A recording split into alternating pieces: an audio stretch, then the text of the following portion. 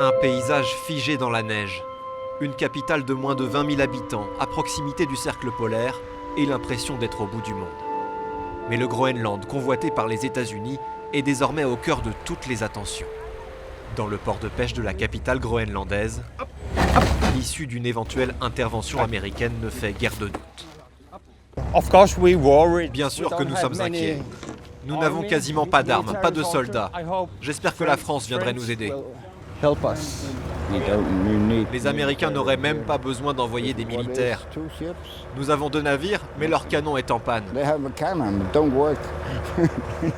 Pour cette jeune mère de famille groenlandaise, suivre l'actualité est devenu difficile. Je n'y arrive plus, c'est beaucoup trop stressant.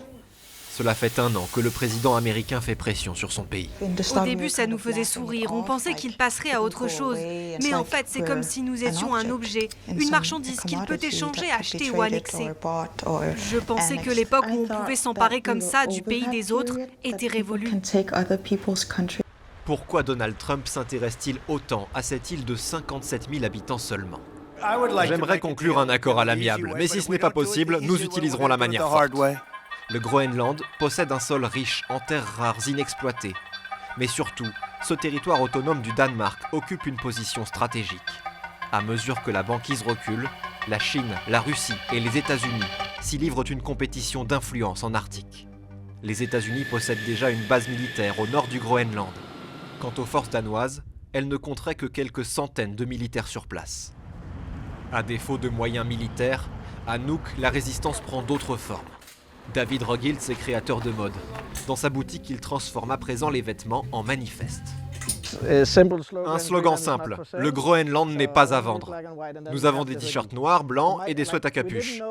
Nous ne pensions pas que ça durerait aussi longtemps, alors on va devoir trouver d'autres idées. Ces créations sont vite devenues populaires et traduisent l'inquiétude de beaucoup face aux ambitions américaines. Je ne crois pas que la société américaine soit meilleure que la nôtre, loin de là.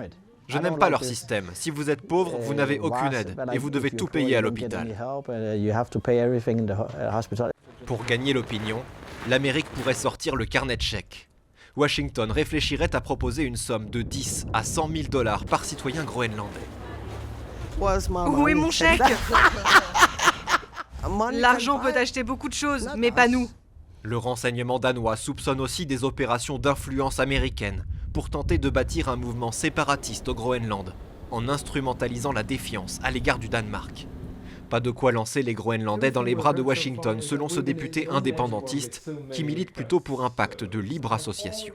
Nous ne voulons pas remplacer un pouvoir colonial par un autre. Nous voulons l'indépendance. Une indépendance qui passe par une reconquête culturelle.